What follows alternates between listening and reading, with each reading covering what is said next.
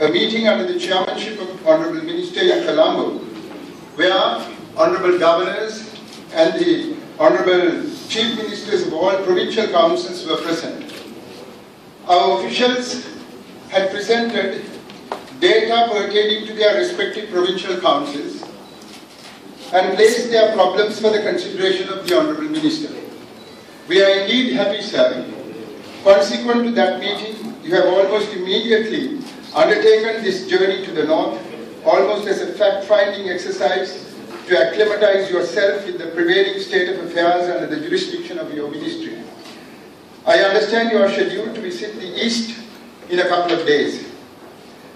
Your decision to come over to the north and east in the aftermath of your meeting in Colombo with the governors and the chief ministers of various provinces, I would say, is symbolic of your recognition of the special needs and nature of the northern and eastern provinces in the aftermath of the war.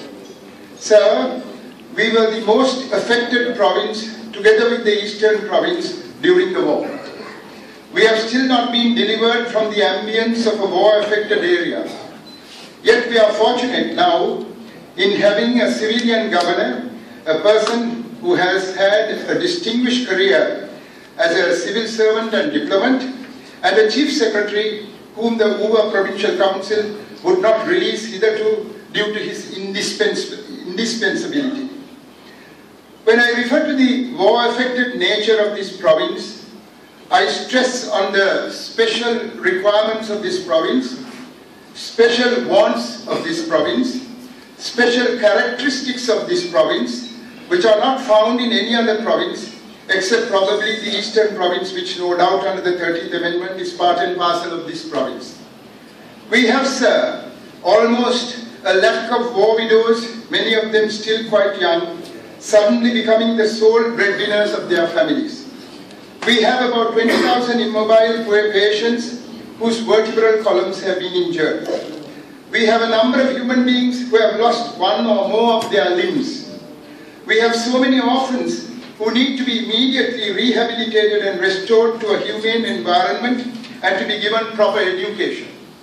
We have so many of our dear brothers and sisters in this province who are affected by psychosomatic conditions and who need psychotherapy, who need some words of concern and encouragement, which we are unable to provide due to the lack of psychiatric counseling staff. The psychosocial needs of our people, livelihood needs of our people, the security situation of our people are no doubt of great concern to us. Even certain areas of our lands and consequently the wells underneath are polluted by waste oil. As a very senior member of this government, as a person recognized by all and sundry as a humane being, I am sure these matters are of great concern to you, sir. When we were elected to the Northern Provincial Council with much fanfare, stating democracy has returned to the north and so on, what really happened was that responsibility was handed over to us, but the power and authority was retained by the central government and the governor and a few hand-picked government supporting ministers. We had come in promising good governance, transparency and corruption-free administration. What we experienced was bad governance, closed administration and corruption at all levels, with parallel administrative power bases being set up by the governor on one side, governmental ministers on the other, and our officials torn between the devil and the deep blue sea. We were observers rather than servers of our community, of our humanity. I am glad our present governor has already metamorphosed his position to that of a shepherd protecting his sheep, allowing the herd that extra leverage to be free to run about and eat what they prefer, though not to bite on any forbidden fruits. In fact, many governors of the Western Province with whom I was very close and friendly did precisely that during their term of office. Let me now come over to our needs which concern you, sir, especially as our Minister of Public Administration, Provincial Councils, Local Government and Democratic Governance. Let me be brief and to the point since I am scheduled to speak a few words in Tamil within the extra time allocated to me. Sir, firstly, We need the all-island service vacancies such as administrative service, agriculture service, engineering service, planning service, and so on to be filled. I will give a breakdown in a while. Next, we would want the supra-grade management assistance vacancies to be filled. Thirdly, we would kindly request you, sir, to instruct the central government staff of the district secretaries and divisional secretaries to coordinate and cooperate with our provincial administration. Hitherto, there was a hierarchical division in place where the central government officials were a law unto themselves, preferring to mollycoddle with wayside politicians who had wormed into the confidence of the then central government. Our officers forgot that their loyalties had to be channeled towards their people rather than those politicians. Let us hope that theatre power bases will not now be replaced by temple-trotting templates under this government. Because of the arbitrary behavior on the part of some officers refusing to be supervised nor checked by the people's representatives, we had huge frauds taking place at the NELSIP. Even though the then Economic Affairs Ministry undertook inquiry into this fraud, stating it is they who had jurisdiction over these officials, the inquiry report has still not been made available to us. We still do not know under which ministry NELSIP now comes under. We like to know the findings of the inquiry committee without delay. It must be remembered that as representatives of the people, we are fully geared to identify our people's needs and wants. If we are to assist our people to obtain relief in this regard, the necessary changes to the existing rules and regulations must be undertaken if they are in the way of progress. There are local authority elections which need to be held at the Municipal Council Jaffna, Urban Council Vavuniya, Urban Council Valvadithurai, and Pradesh Sabha of Pudukkudi and Maritime Pattu. We need the following new divisions to be created to make administration easy. Pandathar Pradesh Sabha, Udupiti Pradesh Sabha, Khandavalai coming under the Karachi North Pradesh Sabha, Marudankadi coming within Vadavarachi East Pradesh Sabha, Potti Sultan Pradesh Sabha and Madur Pradesh Sabha. Then we have to upgrade the following. Vavuniya Urban Council could now be upgraded to the level of a municipal council. Nallur Pradesh Sabha to that of an urban council. Manipai Pradesh Sabha to that of an urban council. Chunnahu Pradesh Sabha to that of an urban council.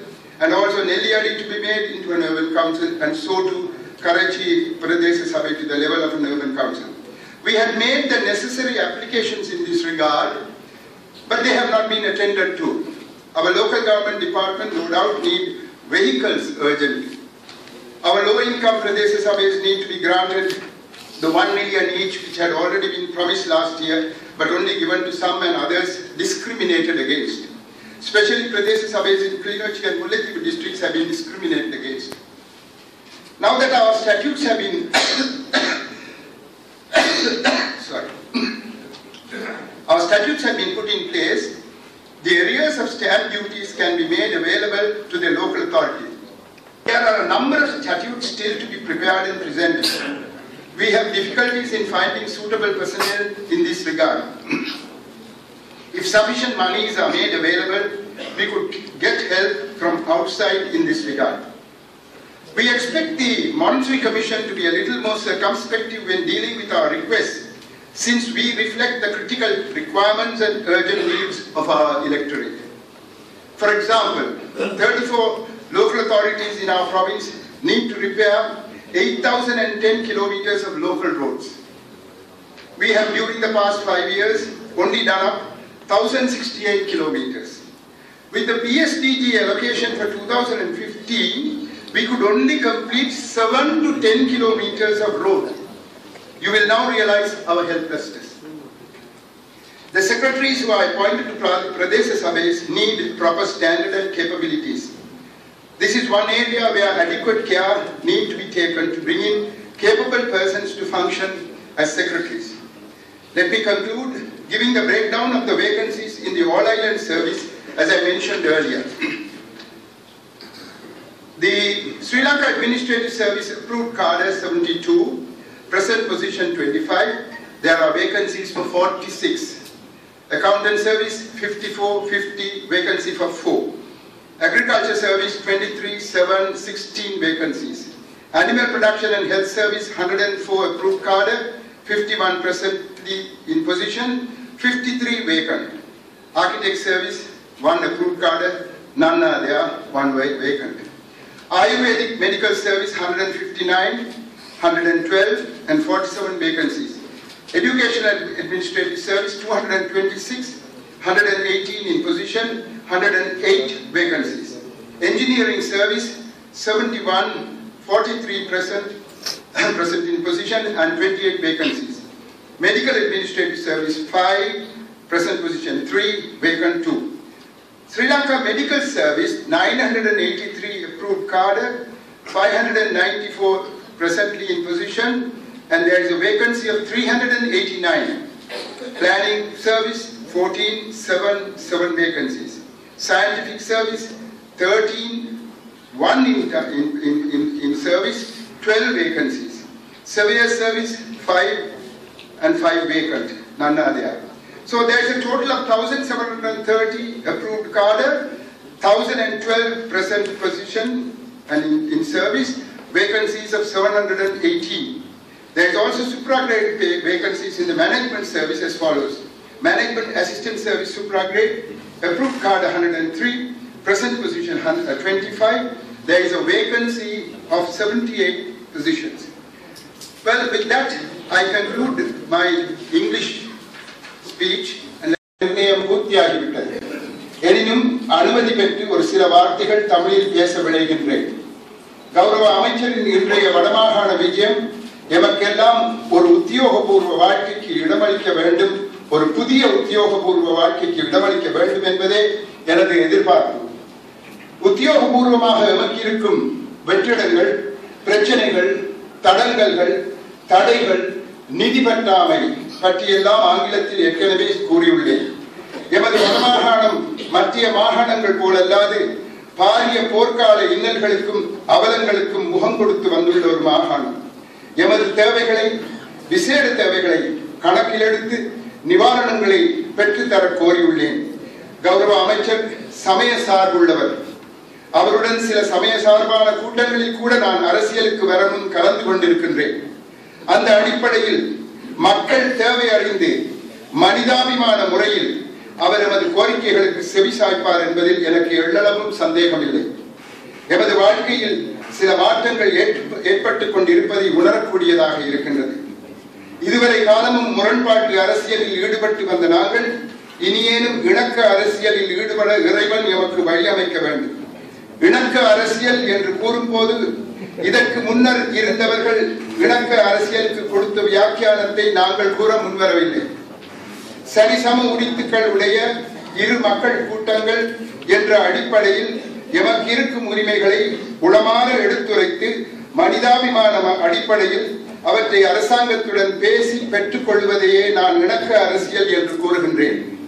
இதற்கு இருதரப்பாரிடமும் கொடுத்து எடுக்கும் அந்த மனோபாவம் இருக்க வேண்டும்.